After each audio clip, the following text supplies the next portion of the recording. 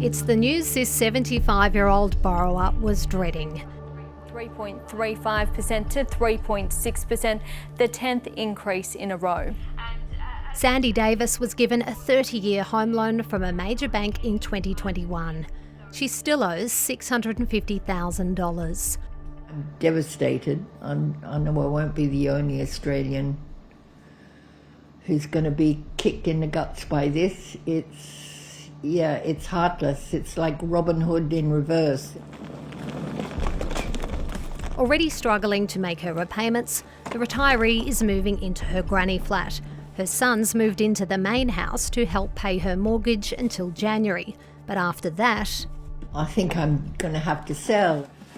I thought I would die in this home. I thought this was my ending place.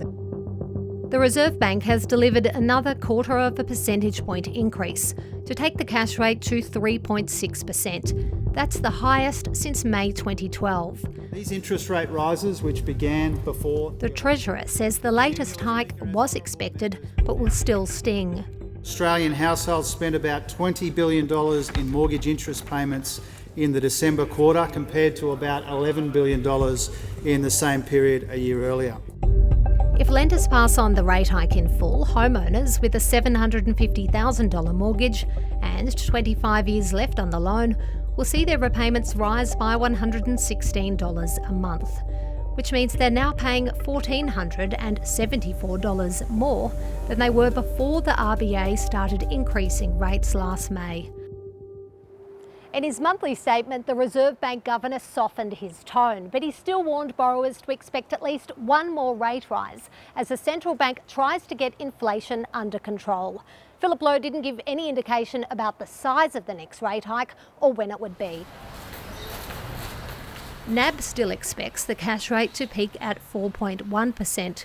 If you've got an economy essentially going sideways, you'll get rate cuts early next year. I think you've probably got 100 basis points of cuts to something more like 3, which is sort of more neutral.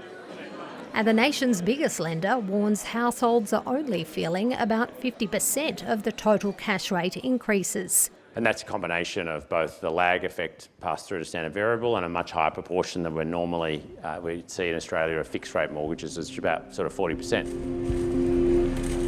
Borrower Lei Tran is already cutting back on essentials like groceries and health costs. It hit us hard last year in June, and until now, less than a year, we pay an extra $113 per week for our mortgage. She worries every rate hike means Australia's risk of falling into recession is growing.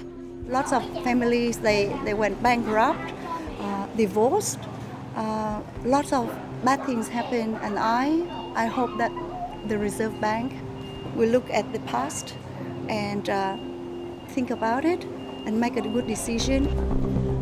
Difficult decisions that can make or break an economy.